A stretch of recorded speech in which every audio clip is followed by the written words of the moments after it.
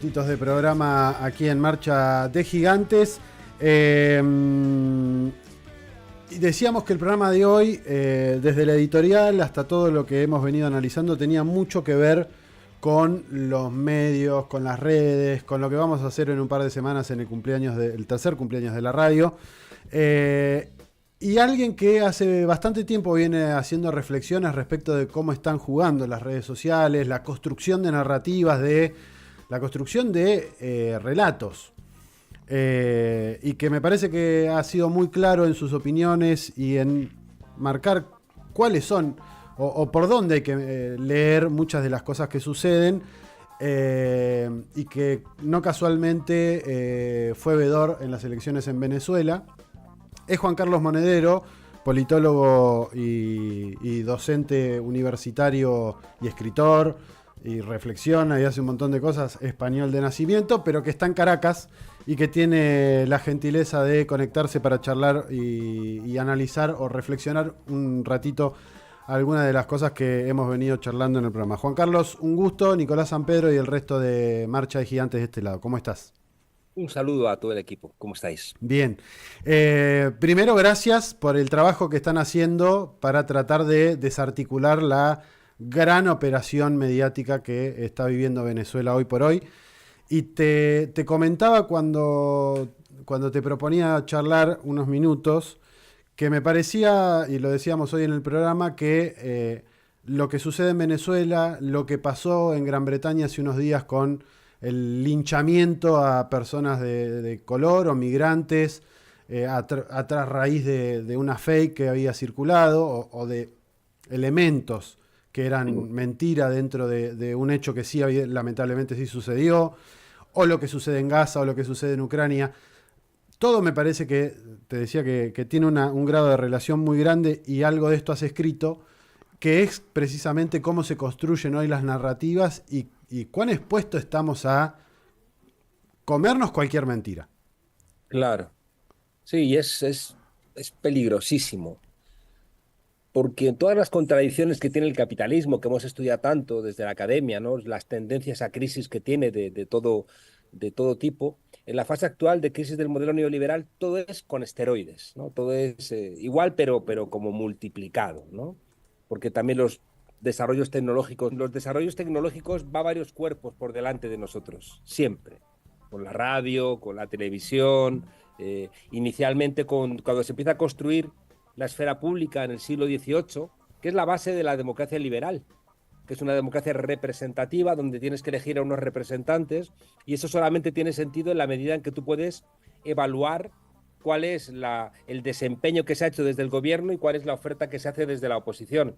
Si esa esfera pública está distorsionada, cortocircuitada por mentiras o porque se impide la libertad de expresión o por cualesquiera de los otros desarrollos que se solventaron con revoluciones durante los siglos XIX y XX, no nos engañemos, la democracia consiguió derechos civiles, derechos políticos y derechos sociales con revoluciones.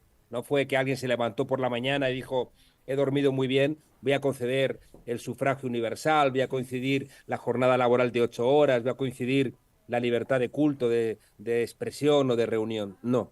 Y por tanto, tenemos ahora la paradoja terrible de que es la izquierda la que está defendiendo la democracia liberal. Es una democracia, bueno, pues que a diferencia de la democracia clásica, que es más participativa, es directa, tiene una base igualitaria más fuerte, la democracia liberal es representativa, parlamentariza los conflictos, está sujeta a una defensa de la propiedad privada que impide los procesos de igualación social. Y sin embargo, ya digo, paradójicamente es la izquierda la que defiende la división de poderes, la libertad de expresión, asumir el resultado electoral, mientras que la derecha lo conculca. Lo conculca con el lawfare, lo conculca en el ámbito internacional con sanciones arbitrarias. No pueden sancionar a Israel, que está cometiendo un genocidio, pero se puede sancionar a Venezuela porque es un desafío, ¿no? En un momento en donde se lanzó a los cuatro vientos el fin de la historia, pues resulta que en Venezuela hay una fractura de ese discurso que abre la vía después a la victoria de Lula, de Correa, de Evo Morales, de Néstor Kirchner, y eso no se lo perdonan, ¿no?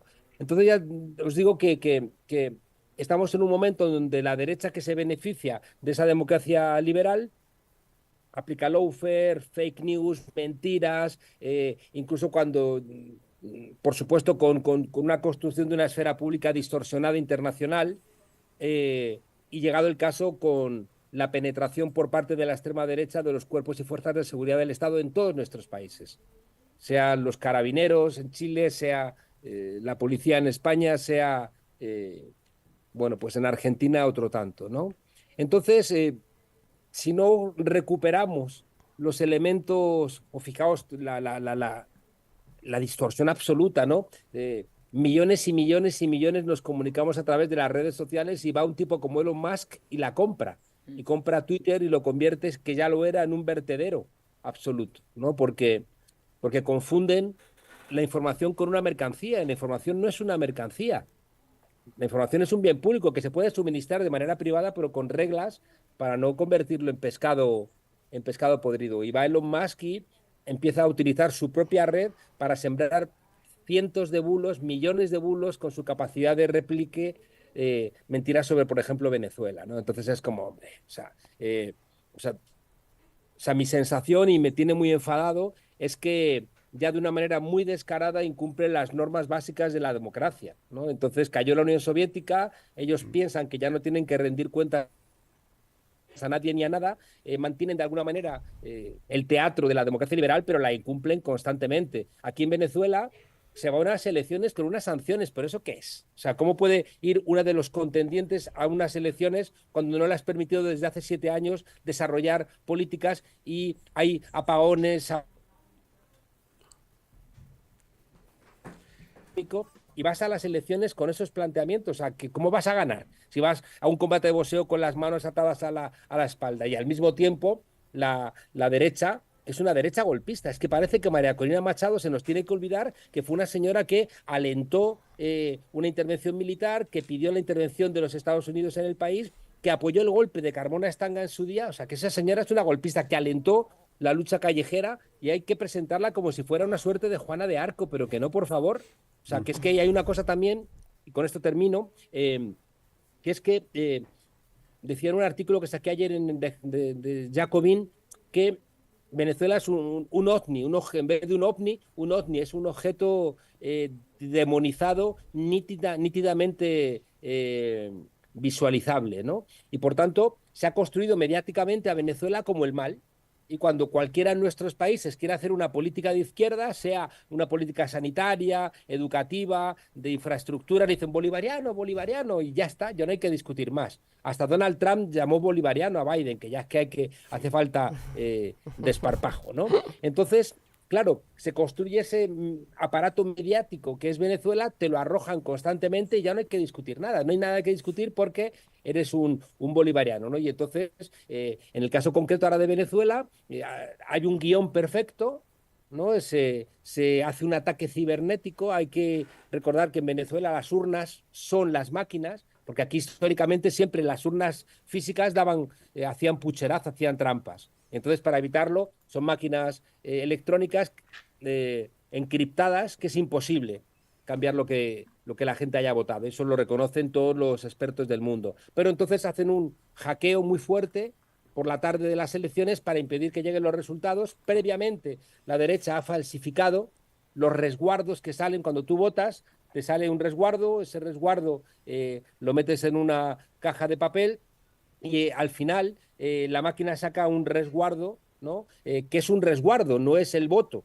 no es el acta. El acta es lo que la máquina establece, que manda al Consejo Nacional Electoral y que está precintado y sellado, que es lo que está ahora revisando el Tribunal Supremo, porque en la trampa que ha hecho la derecha, hackean el sistema del Consejo Nacional Electoral y publican las supuestas actas. Y dicen, mirad, mirad las actas. No, no, eso no son las actas. Y ahora se ha demostrado que más del 80 están falsificadas. O sea que con premeditación falsificaron las actas para que, al no poder dar los resultados oficiales el Consejo Nacional Electoral por ese hackeo, ellos decían, no, no, aquí tenemos las actas, mira, mira, aquí están, ¿no? Y estaban hackeadas. Algunas eran verdaderas, en las que habían ganado, pero en las que habían perdido, no, ahí había trampas. Se está demostrando estos días mirando la metadata, ¿no? de esa información, cómo está tergiversada. O sea, que es que tampoco... Lo bueno de este sistema es que al final se pilla a los mentirosos, ¿no? Y nadie puede mentir, no puede mentir el gobierno y no puede mentir tampoco la oposición, ¿no? Entonces, fijaos, se hackea el sistema del Consejo Nacional Electoral, se presentan unas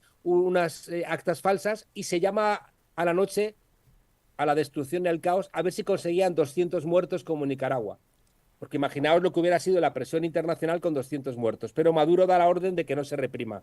Pese a todo, mueren 24 personas en los asaltos de estos locos que prendieron hospitales, prendieron fuego a escuelas, prendieron fuego a estaciones de policía, estaciones de autobuses, derribaron estatuas. Era la locura, ¿no? Era intentar, ya digo, que hubiera una respuesta violenta. Era gente que ya han confesado, una gran mayoría, que les pagaron, gente delincuente o gente venía de Colombia, mucha droga de por medio, una noche muy invitando al caos, ya digo, para que hubiera 200 muertos, que se sumaría, digamos, a este guión, ¿no? Donde al final la comunidad internacional invalidaría el resultado. Ante todo esto, Nicolás Maduro presentó un recurso contencioso electoral ante el Tribunal Supremo, que tiene 4 salas y una de las salas es la sala electoral. Entonces, esta sala electoral ha reclamado a todos los partidos, a los 10 candidatos, que presenten sus resguardos, porque todas las mesas, había 30.026 mesas, de cada mesa sale un resguardo al final y se da una copia a todos los que están ahí presentes y se da una copia a la Guardia Nacional. Es decir, que mucha gente tiene esa copia de lo que ha sido el resultado real. Y esa copia es la que se mandaba electrónicamente y también físicamente a Caracas. El Tribunal Supremo lo ha pedido a los 10 y qué curioso que Edmundo González no ha querido presentar sus recaudos, ¿no? No ha querido. ¿Por qué será? ¿No? Que es que también la gente está comprando pescado podrido, muy podrido, muy podrido. Entonces el Tribunal Supremo está ahora evaluando, son 30.000 cajas llenas de datos que tienen que sacar, confrontar y demás, tiene su tiempo, pero en plazo darán su resultado y al final, ya digo, tiene que coincidir lo que dice el Consejo Nacional Electoral, lo que dice el Tribunal Supremo de Justicia, las actas que tienen los diferentes partidos, las actas que tiene la Guardia Nacional, y todo eso tiene que coincidir. Pero ya digo, cuidado, porque es que los que están reclamando las actas en Venezuela son los que reconocieron a Guaidó, que se autoproclamó en una plaza y no le pidieron ni actas, no le pidieron resguardos, no le pidieron votos. O sea, que es toda una mentira bastante elaborada. Y hay gente indignada. ¿Dónde están las actas? ¿Dónde están las actas? Sin preocuparse del hackeo, sin preocuparse de las sanciones, sin preocuparse que los que están reclamando las actas en Venezuela son golpistas, son fascistas, que sabemos quién es Marine Le Pen, sabemos quién es Bolsonaro, sabemos quién es Milei, sabemos quién es Abascal, pero no sabemos quién es María Corina Machado. Es que parecemos tontos, ¿no? Es decir, que en esta construcción de este artefacto demonizado que es Venezuela, pues parece que la oposición son benditos, ¿no? Cuando si entrasen en el gobierno aquí, veríamos barbaridades, yo qué sé. Habría una guerra civil y por eso me molesta tanto la frivolidad de la gente que está alimentando un desconocimiento del resultado electoral que conduciría en Venezuela a una guerra civil. ¿Qué es lo que buscan algunos actores de Estados Unidos y algunos actores de la derecha latinoamericana? Porque entienden que una guerra civil en Venezuela terminaría por fin y por siempre con la izquierda en el continente, ¿no? Y bueno, pues en esas estamos. Y claro, toda esta construcción, quienes las arman son, pues eso, los medios de comunicación, las redes, las granjas de bots, la cantidad de plata que están metiendo para que sus mentiras se multipliquen y al final te lleguen a todos en el teléfono, en el WhatsApp, en el Facebook, y al final te llega tanto que al final terminas dudando de lo que, incluso de lo que piensas. Sí, bueno, esto que decís me da pie para plantear incluso algo que dijo Maduro: me voy de WhatsApp, chao Facebook, cerramos por 10 días Twitter. Y nos preguntábamos, y también invitábamos a las oyentes y los oyentes a pensar cuál podría llegar a ser la solución a, evidentemente, el poder que tienen esas redes sociales o esos medios. Y la pregunta es medio por ese lado. Maduro lo que hizo fue ponerlo en el tapete, que es una discusión que académicamente hace mucho se viene charlando. No solamente con lo de Cambridge Analytica en su momento en Inglaterra, o Facebook, el rol que jugó, sino ahora Twitter. ¿Qué podríamos pensar? Porque la otra opción, que por lo menos se conoce, es lo que hizo China o lo que hizo Corea del Norte, que es cerrarlas, crear sus propias redes. Mira, yo no creo en el control gubernamental de los medios de comunicación porque al final es un control político que termina siendo partidista. Yo lo pienso en España y me aterraría. que el Partido Popular tuviera control más control todavía sobre los medios, ¿no? Yo creo en los controles públicos, que no son estatales, sino creo mucho en que fuéramos capaces de desarrollar pues algo parecido a lo que es Wikipedia, ¿no? Algo parecido a lo que fuera un control ciudadano eh, donde pudiéramos verificar la veracidad de la información. Pero para eso van a hacer falta leyes, que se han opuesto siempre los medios de comunicación, que son empresas de medios de comunicación, a que haya leyes de comunicación, porque saben que entonces se les acaba este monopolio que tienen y se les acaba una parte importante de su mentira, ¿no? Y por eso siempre, cuando tú planteas, oiga, usted no tiene derecho a mentir, y te dice, sí, sí, yo tengo derecho a mentir, si no le gusta, apague el periódico. No, usted no tiene derecho a mentir, aunque haya gente que compre su pescado podrido, porque eso es un delito, ¿no? O tiene que ser un delito. Pero entonces te sacan lo de la libertad de expresión y te paralizan. Yo le diría a vuestros oyentes que hiciéramos un juego. Hoy se sabe que la guerra entre los Hutus y los Tutsis en Ruanda murieron 800.000 personas asesinadas en 100 días. Y la responsable máxima fue una radio,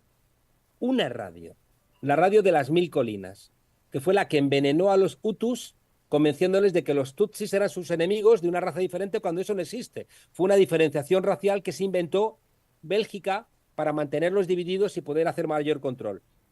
Étnicamente, racialmente son idénticos los Hutus que los Tutsis, no hay diferencias de ningún tipo. Sin embargo, los Hutus mataron a 800.000. Le pregunto a tu audiencia, sabiendo eso, ¿usted prohibiría la radio de las Mil Colinas? ¿Lo hubiera prohibido? ¿Hubiera apretado el botón de prohíbo la radio de las Mil Colinas? Porque acabaría con la libertad de expresión, pero salvaría 800.000 vidas. ¿Qué harían ustedes? ¿No? Entonces, es una reflexión que tenemos que hacer, porque nos encontramos que, por ejemplo, en Venezuela, gente que está enganchada a las redes sociales, porque también los que desarrollan las redes sociales no dejan que sus hijos estén en las redes sociales porque saben que son tóxicas. En cambio, sí que hacen todo tipo de argucias para que la gente joven se enganche y produzca dopamina y busque los likes y se sienta de alguna manera querido y reconocido a través de las redes, haciendo lo que el conjunto dice que hay que hacer. Es la vieja mentira de convencer a una clase para engañar a uno que no lo sabe de que una raya es la más larga que la otra, cuando es evidente que es al revés, pero como toda la clase lo ve, al final el tipo dice, pues yo opino lo que la clase, ¿no? Pues las redes sociales construyen esa mentira con los bots y al final gente joven, por sentirse reconocido y no sentirse aislado del grupo, entra en estos juegos macabros. Y te encontrabas con gente joven en la calle prendiendo fuego a cosas. Dice, no, es que detienen a menores. ¿Qué haces con un menor con 14 años que tira un cóctel molotov a un grupo de personas o que quema un hospital? Pues habrá que detenerle y luego hablar con sus padres y decir, oiga, ¿qué están ustedes haciendo? Aquí está pasando algo, ¿no? Porque es que si no, le estamos entregando a envenenadores la conciencia de un país y no puede ser, no puede ser. Juan Carlos, ¿qué tal? Miranda te saluda. Vos Hola, Miranda. hablabas recién de muchas cosas que suceden en este escenario postelectoral que no son nuevas, ¿no? Y nosotros hacemos por ahí el mismo análisis. No es la primera vez que esta oposición violenta, digo que es la misma que hace 15 años atrás, desconoce el resultado electoral, proclama a un presidente que no ganó ninguna elección. No es la primera vez que se genera esta violencia en las calles, tampoco es la primera vez que se invita a militares o a una parte del ejército a levantarse en contra de las instituciones bolivarianas, pero nosotros analizábamos después del 28 de julio, o nos parecía que sí era la primera vez que se generaba, y también no es nueva la presión internacional, digo que siempre ha existido, sobre todo desde que Chávez ganó la elección, pero sí se generó algo como de un montón de personas que por ahí, o sea, a mí me pasó que yo llegué a mi trabajo al día siguiente y tenía a todos mis compañeros hablando de Venezuela. De pronto veía a mis amigas en redes sociales, que creo que si les digo, díganme dónde está Venezuela en el mapa, no saben, pero planteando o subiendo historias en Instagram diciendo salven a Venezuela, Maduro es un dictador. Se generó como algo de eso, que a nosotros nos parecía quizás una victoria, ¿no? Del imperialismo y de esta oposición violenta, Pero las redes ya existían, digo, cuando fue la elección anterior en 2018, existían desde antes. ¿Qué crees que pasó en el medio? Pues que aprenden. Es decir, que si pensamos que ellos no aprenden, somos unos ingenuos. Cuando Podemos nace en España, les pilla con el pie cambiado y éramos los reyes en las tertulias, en las televisiones. Aquello era una masacre, ¿no? Contra el viejo régimen, porque había gente pues más fresca, preparada, limpia, que arrasaba en los debates. ¿Qué hicieron? Aprender, nos estudiaron y llegó un momento en donde era imposible ganar un debate en las televisiones porque llevaban unos guiones cerradísimos, donde iban 5 contra 1 y si le ganabas intervenía el presentador, donde antes de que hablaras tú te mostraban un niño muriéndose de hambre en la frontera de Venezuela, un inmigrante que había arrastrado a una señora mayor al robarle el bolso, unos ocupas haciendo la vida imposible a una comunidad y decían, ahora habla tu monedero. Entonces era como que te construían unos marcos brutales donde era ya muy difícil decir nada, ¿no? Donde ellos durante 15 minutos construían un marco y te daban a ti un minuto para desmontarlo. Era imposible, ¿no? Era imposible. Rapidito, rapidito, rapidito. Entonces llegó un momento en donde el aprendizaje de ellos, pues llevó a que una fuerza política que tuvo 5 millones de votos, pues ahora tenga 500.000, ¿no? Entonces, en todos los países ocurre algo similar. Aprenden, se van sofisticando, van desarrollando herramientas cada vez más eficaces, ¿no? Entonces, y luego también al mismo tiempo, yo creo que la izquierda está muy desarmada. La izquierda no termina de levantar cabeza, la izquierda no termina de entender bien lo que está pasando, no tiene un modelo alternativo cerrado. En nuestras alianzas, en la izquierda a veces nos aliamos con gente que no se diferencia mucho de la derecha, zigzagueamos. Me fui. No, sí, nos fuimos nosotros. Nos fuimos nosotros, se nos cortaron unos segunditos a nosotros. No, estaba diciendo que podemos aprender de lo que se hace bien. Y estaba contando el caso de López Obrador, que se va a retirar con un 65% de aprobación y Claudia Sheinbaum ganó a Xóchitl Gálvez, la candidata de la derecha, con 30 puntos de distancia, ¿no? Entonces, ¿por qué no analizamos qué se ha hecho ahí, ¿no? ¿Cómo ha hecho López Obrador para incapacitar a la oposición que está como pollo sin cabeza? ¿Qué tipo de alianzas hay que hacer? ¿Cómo funciona Morena como partido en movimiento? ¿Cuál es el papel de las mañaneras? ¿Cuáles son las políticas públicas que tienes que hacer? ¿Cuál es la rectitud ideológica para que la gente no se confunda? ¿Qué papel desempeña el liderazgo que dice y hace lo mismo? O sea, son un conjunto de elementos que yo creo que nos dan claves de lo que hay que hacer. Y os diría que es como se dice ahora, es un decálogo de 5 puntos, ¿no? Antes los decálogos tenían 10, ahora los decálogos son de 5. Hay rebajas, ¿no? Entonces, es como, repito, coherencia ideológica, no estar zigzagueando pese a que te enfrentes a poderosos, a ricos, a Estados Unidos. 2, coherencia en el liderazgo entre lo que se dice y lo que se hace, muy, muy importante. 3, la existencia de un partido en movimiento que de alguna manera tenga capacidad de ganar elecciones, pero también de horizontalizar los debates y las discusiones. 4, que cuando estás en el gobierno utilices tu capacidad de gobernar. Es verdad que tienes el gobierno y no tienes el poder, pero tienes el gobierno y por tanto utiliza el gobierno para hacer cosas que hacen los gobiernos.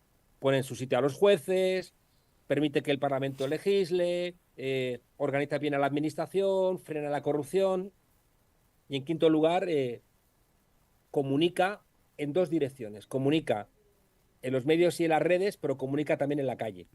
López Obrador ha recorrido el país varias veces, ¿no? Claro, cuando ocurre esto, pues la derecha la tienes, pues eso, como os decía, como pollo sin cabeza. Y es la derecha mexicana, que ha gobernado 100 años y que tiene capacidades y tiene el apoyo de Estados Unidos y, sin embargo, radicalmente derrotada, ¿no? Y por eso la invitación es a no caer en la melancolía y a no pensar que, o sea, se pueden hacer las cosas mejor. Y a mí yo le presto mucha atención a cuando hacemos las cosas mal, porque ya sé que el enemigo, desde los años 70, desde el año 75, con el libro de la crisis de las democracias, planteó que tenían que controlar los medios de comunicación, que no iba a haber nunca un Watergate más en la vida, y que no iban a perder una guerra como la de Vietnam porque estaba la opinión pública en contra de la guerra. Y dijeron, se ha acabado, año 75, ¿no? Y por tanto, ya digo, seamos optimistas trágicos o pesimistas esperanzados. Me hacías acordar con esto de que aprenden. A mí me quedó muy grabado el debate que daba siempre Pablo Iglesias respecto de la casta política. Y Milei fue la copia de eso, discursivamente. Claro. Fue la casta, la casta, la casta, la casta. Le cambió el significado a lo que estaba diciendo, pero estaba hablando de exactamente lo mismo. Claro. Por eso hay que hacer también buenos diagnósticos y hay que estudiar. La izquierda tiene que estudiar. Si no estudiamos, estamos Ahí perdidos. está, sí, estamos con problemas de internet Nada, desde pues, hace bastante. nada, para despedirnos, deciros aquello que decía Oscar Wilde, que decía que lo malo del socialismo es que te quita muchas tardes libres, ¿no? Entonces, muchas tardes libres y el rato que nos queda también para estudiar y sin perder la alegría. Claramente. Porque la alegría, si la perdemos, no vamos a tener fuerza.